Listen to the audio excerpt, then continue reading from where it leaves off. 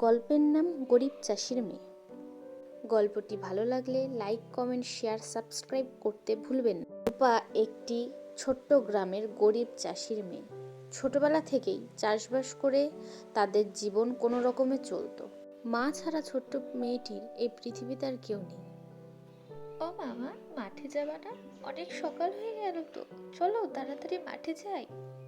হ্যাঁ মা, চল, অনেক দেরি হয়ে গেল, আবার বাড়িও আমাদের ফিরতে হবে, রান্না বান্না করতে হবে, বেশি বেলা হয়ে গেলে থাকা যায় না তো মাঠে।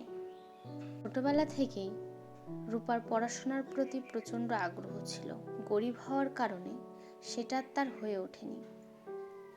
রোজ সকালে মাঠে যাওয়ার সময় গ্রামের ছেলেমেয়েরা যখন স্কুলে যায়, তখন সেটা দেখে তার প্রচণ্ড মন খারাপ হয়। রূপার মা নিজের মেয়ের মন খারাপ ঠিকই বুঝতে পারে। রূপার মা তার মেয়েকে বোঝায়, মা রূপা, মন খারাপ করিস না।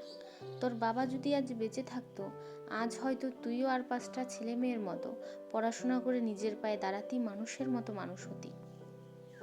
আমাদের কপালটাই খারাপ মা, চল মাঠে যাই।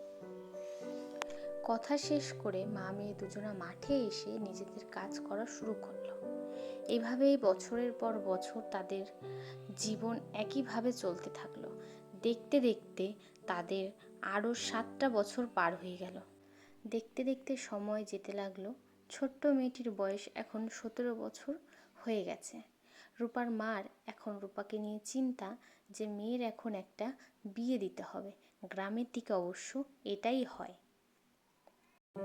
রূপার মা পুরোহিত মশাইকে বলে রূপার জন্য একটা সুদর্শন ছেলে খুঁজে বের করলো। এমনকি তার সাথে রূপার বিয়েও দিয়ে দেওয়া হলো। ছেলেটির নাম শুভ।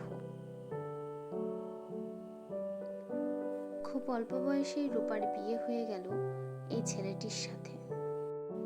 বৃদ্ধ মা তখন রূপাকে বলল, মেয়ের বিয়ের পর মা কখনোই তার মেয়ের বাড়িতে গিয়ে থাকে না, সেটা ভালো দেখায় না।